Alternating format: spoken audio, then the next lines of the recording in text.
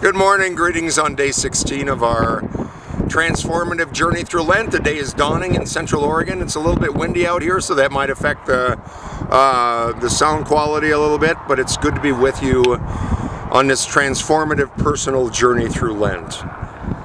The sun rises on a new day. What is this day going to look like for you? Work, family, friends, people, relationships, TV, Republican caucuses and votes, and then falling into bed at the end of the day, often exhausted, and sleeping in till the next morning, and then going to church on Sunday, and then starting the whole new routine all over again on Monday. We've talked about living on 3 levels on day 3. It's mentioned in the devotion today, and I'd like to ask you, is living a successful life the main purpose or focus or goal or plan of your life? If it is, do you ever wonder if you are going to spend your life climbing the ladder of success only to find out that your ladder has been placed up against the wrong wall? Do you ever wonder that if you ever win the rat race that you'll still be a rat? Is living a life of success what you're after, or is it living a life of significance? Now, Nicodemus in our reading for today lived a life of tremendous success.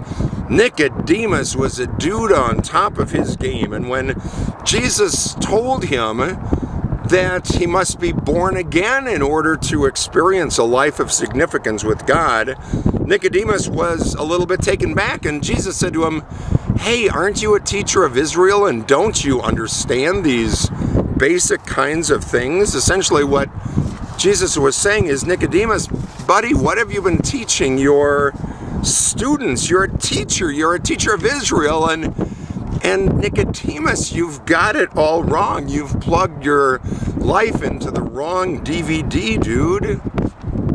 Jesus says, make belief in me, make believing in me, make trusting in me your daily measure of success. Just as Moses lifted up the serpent in the wilderness to give life, so also must Jesus be lifted up, and all those who believe in him and trust in him will not perish but have eternal life.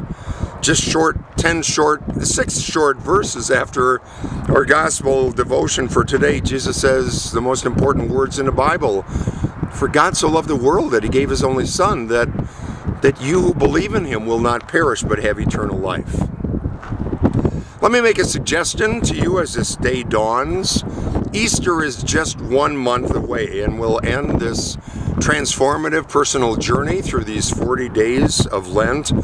Let me suggest to you in the morning when you're brushing your teeth, look in the mirror, and for as long as you're brushing, just say to yourself, "Dear Lord, let me trust you today." I mean, you don't have to say it correctly with the toothbrush in your mouth, but just say to yourself, "Dear God, let me trust you today. Make my belief and my trust in you my measure of success." And then in the evening, before you go to bed, think to yourself or pray or reflect, how did I trust God today? How did I put my life into God's hands? What did that look like? How did you lift your eyes to God?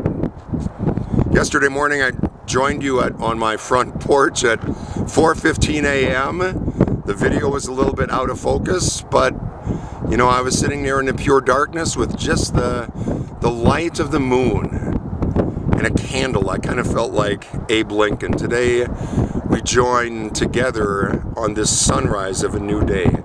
And it's 1 month until Easter Sunday. And this is a transformative personal journey through the season of Lent. At this point in the journey, start to think and pray about trusting God. Trusting God. If God can do all this, God can be trusted. Trust in God. That, my friend, is a life of significance. I'll see you on Monday. Have a good weekend. Bye-bye.